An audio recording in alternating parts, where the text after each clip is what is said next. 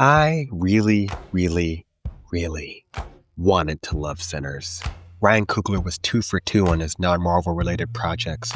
And when I heard he was doing an original movie about vampires, I was like, shut up and take my money! And then I saw it. And for the first 2/3, I knew I was watching a new masterpiece in the making. The acting, the writing, the foreshadowing, the cinematography, the music. By golly, the music.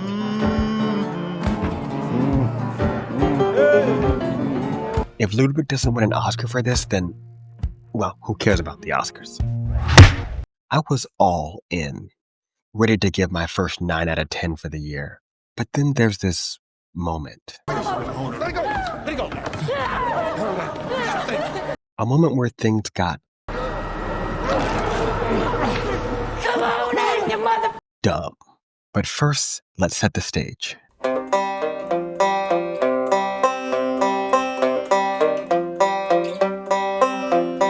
We open with young blues prodigy Sammy walking into his father's church after what seemed to be one hell of a night.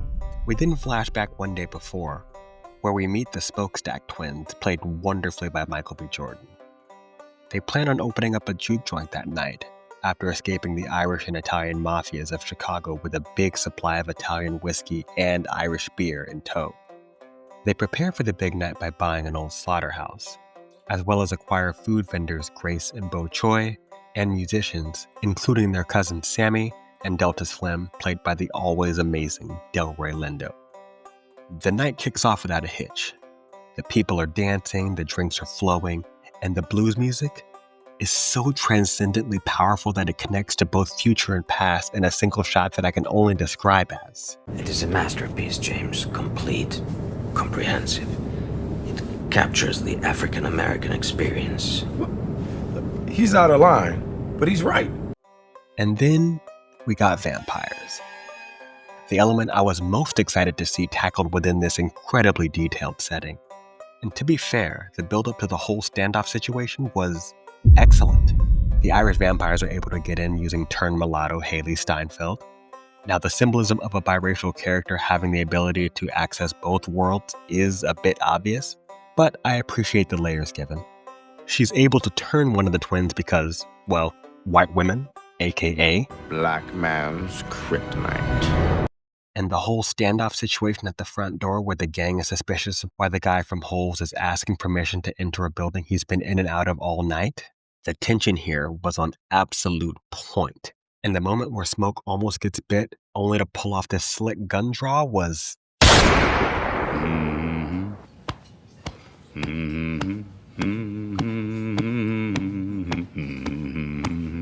Now, I know that one of Ryan Coogler's influences for this movie was Robert Rodriguez's From Dusk Till Dawn. But at this point in the film, I was primed to watch John Carpenter's Assault on Precinct 13, a movie where bad guys try to get in by any means necessary while the people inside do everything they can to keep them out. But what I got was something else. Let me hear it then.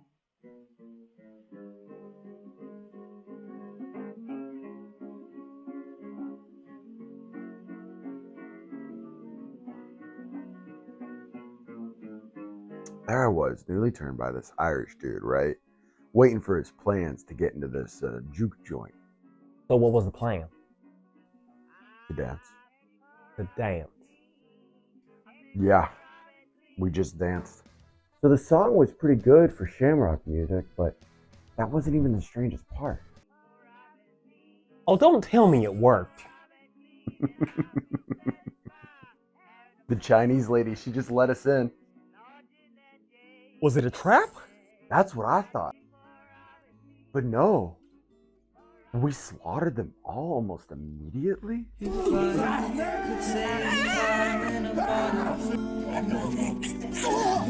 thing that I'd like to do is to save every day till eternity passes away. Hey, hello. What? Chinese lady, what happened to her? Oh, she lit herself on fire. I'm sorry, what? She staked her husband, then lit him and herself on fire. I still don't know how that was gonna save their daughter, though. Wait, hold up. You had the daughter the whole time? No, we had the husband, so maybe she offed him because of the implication? What do you mean, the implication? Yeah, the implication. She probably figured we'd kill her daughter after we finished with them, so I don't know, better kill the only two people she'd let in. Huh. And I still don't know why. She assumed the rest of us would just leave her daughter alone, though. Oh. You still killed the daughter? I got the daughter the next night while she was out looking for her parents. The rest of those dumbasses died watching the sunrise. Wait, what? Yeah, this Irish dude had us in some hive mind thing. He died while we were there. Then why are you here? I don't know, I just decided to leave. You just said you were in a hive mind. Yeah, the rules for that were really unclear. Because the moment the sky went orange, I just took off into the woods.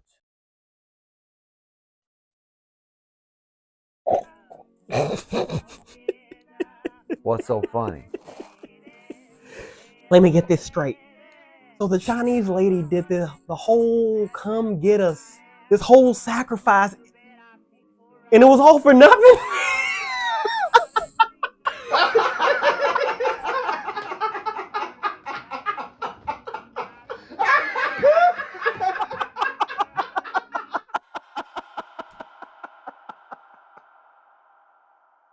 Now, I've noticed in the past decade or so an increase in popularity of racial themes and metaphors in horror movies.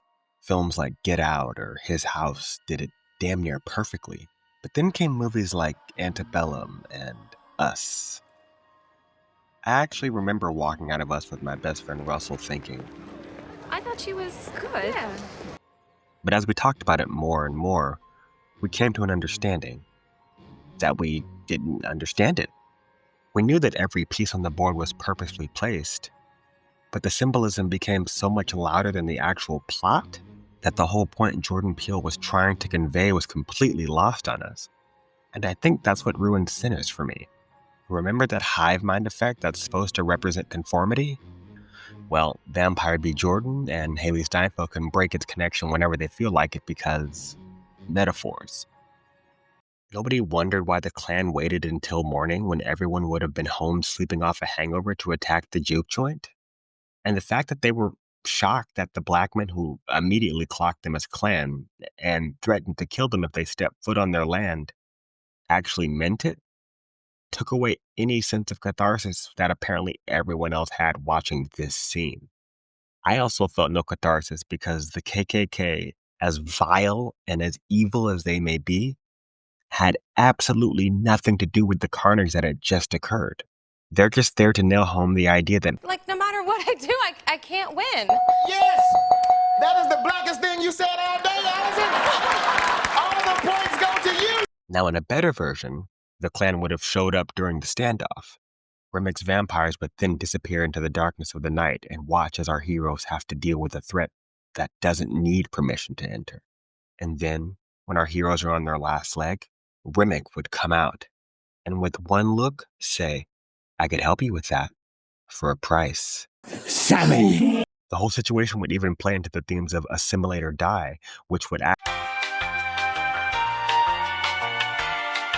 Why does everyone give this weak Deus Ex Machina ending a pass? Is it Ryan Coogler? If so, I mean, I get it. I give movies like Tenet a pass because I think that Christopher Nolan is the GOAT. But I would never in a million years call it a masterpiece, best of the year, an Avengers-like experience. What? So I did the only thing I could do with Sinners. I watched it again.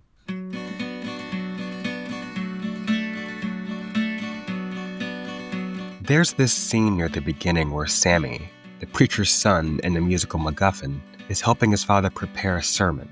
No temptation has overtaken you except what is common to mankind. God is faithful. He will not let you be tempted beyond what you can bear. Now, this scene had me on the lookout for these temptations that might befall poor, innocent Sammy. only to witness a young man primed and ready to hop into an entanglement with a married woman without the slightest pause or hesitation. I'm married, by the way. Happily. I'm a hustler, baby. Sin is not crouching at Sammy's door, waiting to have its way with him. Sammy is the sin. Sammy is the temptation. Sammy is the one who knocks. So why put this in the movie? Why have a character be warned about the dangers of temptation, only to have him not only dive in like Greg Louganis, but also talk about that night 50 years later like it was the best night of his life? I think that was the best day of my life. Sammy is the only character that survives to the end. Well, kinda. But he doesn't seem to have taken any real deep meaning from the experience. But maybe that's not the aforementioned temptation. Maybe the actual temptation is for the soul of his music, for the soul of black music. Unfortunately, the movie fails on that front as well, as we never really feel Sammy being enticed by the promise of immortality. The metaphorical sellout to the white man contract should have come at Sammy's lowest point, a moment when he feels he'll never get to achieve musical ecstasy, not after he's already achieved it. I've watched this movie multiple times now, along with many YouTube videos delving into the depths of the movie's metaphors and off-screen lore. All that stuff about the twins' activities in Chicago was fascinating, and all that implied history of Remick and his run-ins with the Choctaw tribe and their history with the Irish was also nice to learn. But in the end, all of this supplemental goodness is just that. It definitely makes the world feel realer and more realized, but none of it really matters to the story at hand. The Choctaw tribe only makes a cameo because Ryan Coogler wanted us to know that he knows his history. I remember sitting there in the theater watching that scene where Smoke is slowly dying as he imagines what could have been. The music was on point, the acting was on point, the shots were on point. But in the end, I felt nothing. That's how destructive a moment like this can be. In this moment, Grace's decision to get everybody killed made me not care about anything that happened after because she essentially ended the movie. One of my best friends used to always say that in good movies, the plot should always be smarter than the characters. The good do something smart, and the villains respond with something smarter. Think Hans Gruber versus John McClane or the Humans versus the Mimics in Edge of Tomorrow. There's a great exhilaration in watching the escalation of wits between characters and stories.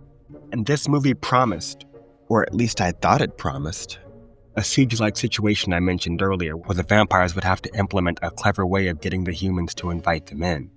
But that sadly was not the case. Apparently, the only plan Remick had was to use the element of surprise to turn enough people so that eventually someone related to said turned person might snap in a suicidal stupor in an attempt to save their daughter and the town, but then proceeds to die along with everyone else, leaving said daughter and town still completely vulnerable, thus making their quote-unquote sacrifice completely ineffective. So at this point I'm thinking, In this world, the bad guys can win. But sadly, I was wrong, as I clearly made the mistake of applying logic to the story.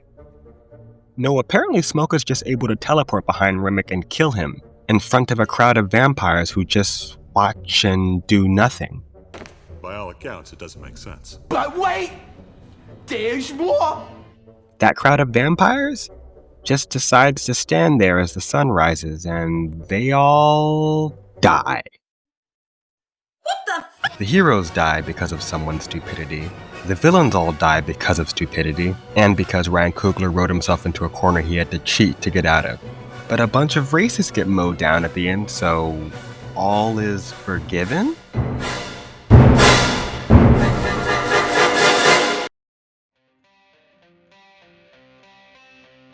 Vampires are the movie monster. They got the fangs, they turn into bats, they're super fast and super strong. They can compel you to do anything they want. They are the apex predator of apex predators. But if I were to count all the cool things the vampires did in Sinners, it would amount to nothing. the only cool power they have is flying, and that only really ever happens off screen. Now, I understand that horror is all about building tension, but the release of said tension must also be satisfying. And the moment they came through those doors, I was primed to see bodies being ripped limb from bloody limb. What I got was people letting themselves get mauled because they got distracted, and vampires being overpowered and staked by regular people. When the vampires in a CW show, Paralyzed from the waist down and dead. go harder than a $90 million horror movie, you've got a problem.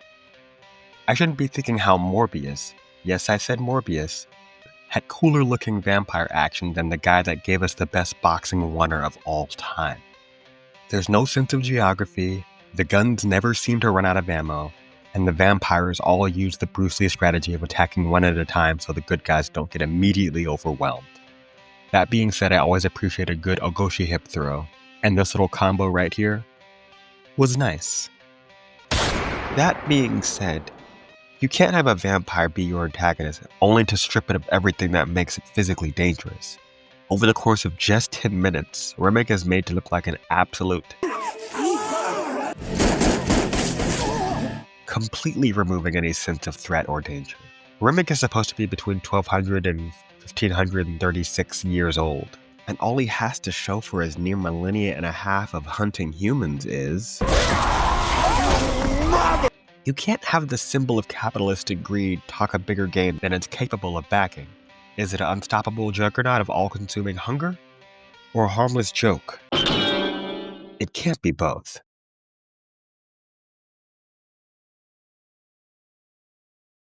Now, I've rewritten this conclusion more times than the average because, like the ending of Sinners, I'm not quite sure what my concluding point should be. To me, Sinners is a bunch of parallel running rivers that never converge, or a flowery written essay without a thesis, a subject without an opinion. Is Ryan Coogler / Sammy at war with the vampiric studios that want to exploit his artistic talents? Or does Remick really just want Sammy's help to connect with his ancestors, even though the whole Road to Dublin scene made him seem very connected to his Irish roots? Is the movie saying that preserving Black culture is a worthwhile endeavor, but also ultimately futile? Or is it a warning to never invite Asians back to the cookout? What is it? Oh no, you big lizard! I will never know what it is. A great rapper once said, Fuck a double entendre, I want y'all to feel this shit.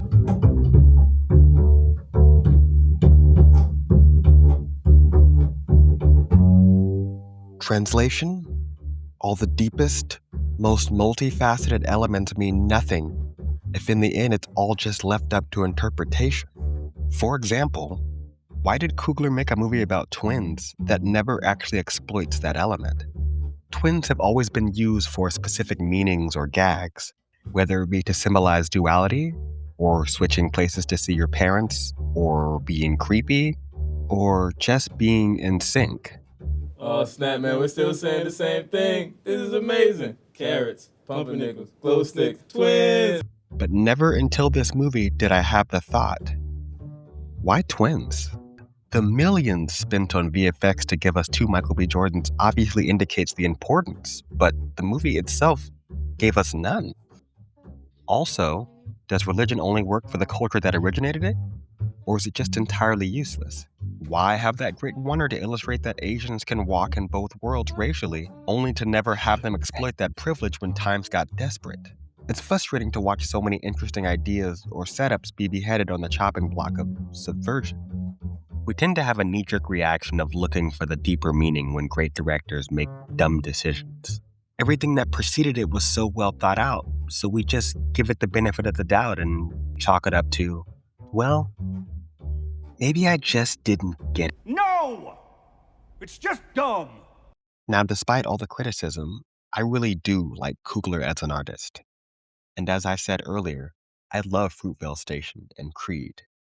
But Sinners is his first truly original work, and I think he's never really had to express his opinions on anything whole cloth. While his love for the topics on screen really shine through visually, it narratively never congealed into a coherent point or perspective. So many elements kept contradicting each other, like a vampiric assimilation curse you can just ignore when the story requires it. The movie posited the idea that if you become part of the collective, then your unique identity is forfeit, only to have Vampire Stack make some very non-collective choices and act very much like his normal self at the end. Heck, that final scene showed us two independent vampires who seemed pretty chill about the whole never seeing daylight thing. So again, I ask, what's the point? I've heard the term flawed masterpiece thrown around in cinema nerd spaces lately, and I think an inverse of that term can be applied here. I'm thinking deep trash, brilliantly retarded, elevated mediocrity? Yeah, let's go with that.